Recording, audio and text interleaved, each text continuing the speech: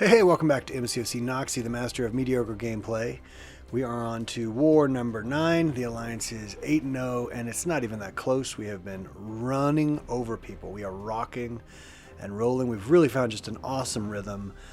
My battle group 3, is leading the way very clearly. We have very few deaths most wars, doing a good job holding up our end of the bargain. So we've got a Hulk Ragnarok, then my Nemesis Spider-Man stealth suit there on path 1. That's always my path. Then we've got a Nimrod on node 24 EMP mod. That's always my fight. When there's a Nimrod, it's always me. Then we've got a Fat Man and a Metal Man, or Master of Magnetism Man, Magneto.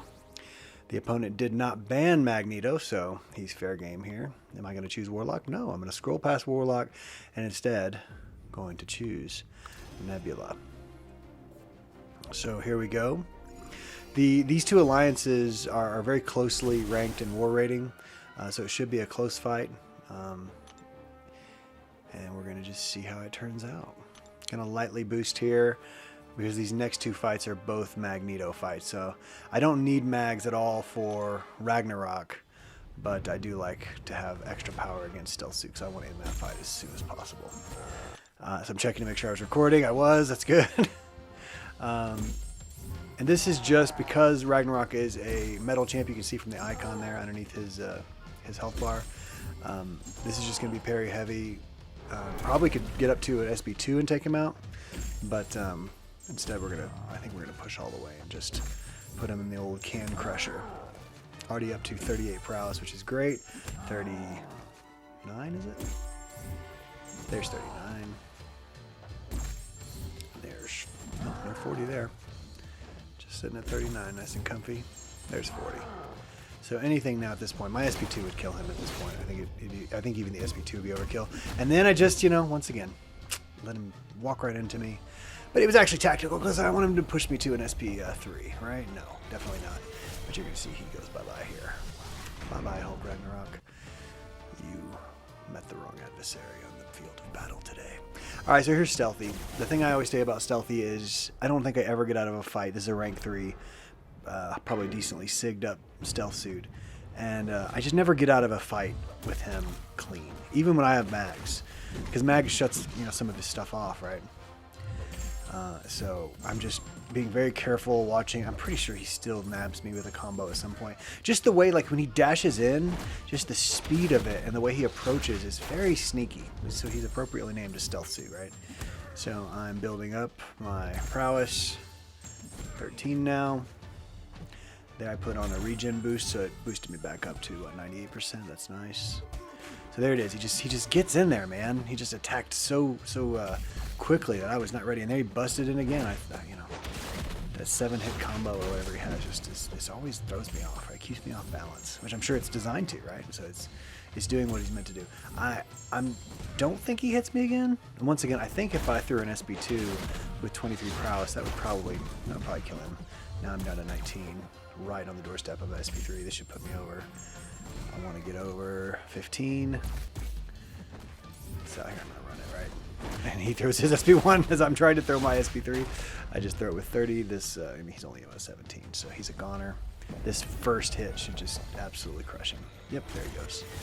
So the last 3 hits of hit the SB3 didn't even matter. So there goes Spider-Man stealth suit. Someday I'll beat him and won't take any hits. But that day was not today, friends. So now we're moving on to Big Boy Nimrod on a very difficult node 24. Among other things, it has EMP mod and some other fun stuff I can't think of right now. So the key to this fight is you're going to take some hits into the shield, into the block. You just have to know that. And just get above 5 shock charges, which I already am. And then the fight is over. So I'm going to take more hits into the block than I normally would, and more than I would want to. But I'm going to try to... He pushes me to SP3 just by pounding in the block. And so now I'm at SP3, but that's okay, as long as I can get him to throw his SB2. It's easy to evade. And I am shocking him, right? So the ultimate damage wouldn't really be done to me in a crazy way, but it still would hurt me quite a bit. So I'm pushed to my SP3, which is fine because now I hold on to all my shock charges, my amp charges they're called. And so since I still have my 20 amp charges, he's still shut down and the node is still shut down. And so I'm going to be shocking him with every hit as long as that tech node icon is still up there. It's about halfway right now. So even into the block, I'm applying shocks, which is great. So got him up to what, 5, 6, 5, and they're falling off now. So I'm still just taking damage into the block, which is okay. I've got my amp charges already all the way built up. I'm at 20. So as long as I can get past 2 blocks of power into my SP2, the fight will end instantly. He is smashing into my shield, man, into my block. He's doing so much damage. All right, so there we go. There's the parry. Here comes the big shocks, and he's just gone. So it took a 70% damage into the block. Did he hit me once? I'm trying to remember here. I think maybe he got me once, yeah. So one hit caught me, but still, huge amount of damage taken off just through the block. So here we have our Kingpin, aka lovingly known as the Fat Man, as he's known in the comics. I know that's probably not too politically correct, but you know, it's said with love. He's a big old guy. And if you know anything about the comics, you know he's actually not fat. It's muscle. So he is incredibly strong. And a tricky defender, right? Because he can shake off parries, but he can't do that against good old Apoc. Paco comes in and bullies people, man. I know I talked about it in the last war, but I'm thinking about taking him up to rank 4. It's either going to be between him or Warlock. I love Warlock. Warlock gets probably the most use in war, but I just want to take Apocalypse. To be honest, I just want it to be Paco. They're both so fun. They're both so useful, and I just feel like, man, that extra damage with Apoc, in addition to that extra health, I think it puts him up like 58,000 HP or something crazy at rank 4. So I don't have a high sig on Paco, and my Warlock is unduped. If Warlock was duped and did a good sig, I may be more tempted to take him as my next rank 4.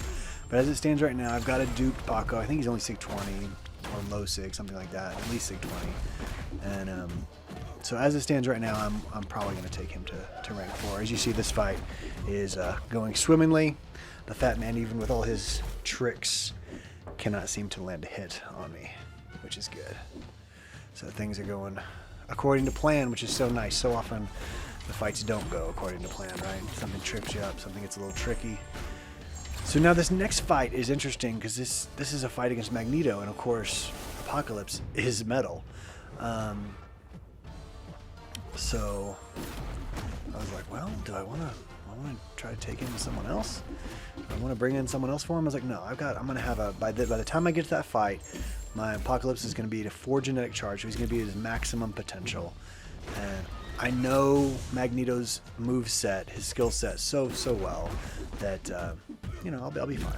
I'll evade his SP1. I'm going to do my very best to keep him just to an SP1.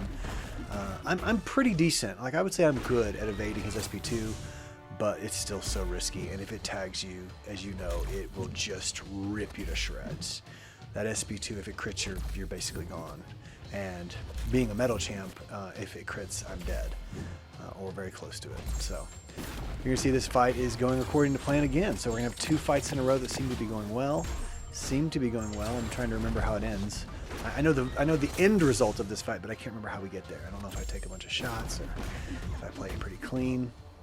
So far, the only damage I'm taking is into the block, and he punches pretty hard. Trying to get my parries, but since I'm metal, a lot of my parries won't stick. So that kind of stinks. So there we go. Got him down to 34%, which is fun because I'm still sitting there in the 80s, 87%. Here comes a powerhouse in SP1. I just took my Strife to rank 3 unduped, and his synergy with Cable and Apoc is just awesome. And so what he does to Apocalypse is he exponentially increases Apocalypse's SP1 and SP2 damage up to 3 times, up to 300% their normal damage, just by having Strife on the team. So with every special thrown, it increases by 25% the next time you throw that special.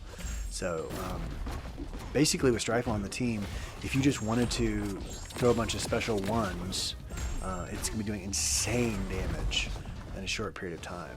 So you don't even have to push the SP2 or SP3. You can just stick to SP1s and apply those debuffs, but then the damage itself, the burst damage, is going to be going great. All right, so War 9 in the books. We won this one as well. And the opponent was doing some pretty fishy stuff, to be honest. We thought for a while there that it was going to be a runaway victory, and then they started acting really strange. Some of my alliance members were convinced that the opponent was piloting, which is having just either one or just a very small number of members control all the accounts. We certainly don't know that, but they were moving one at a time and very, very slowly. So either they were very deliberately moving and discussing online or whatever communication app they use, or it was something shady. It didn't matter though, because we won. Battle Group 3 once again held it down hard. We did great, and now we are 9-0 heading into the final 3 wars of the season.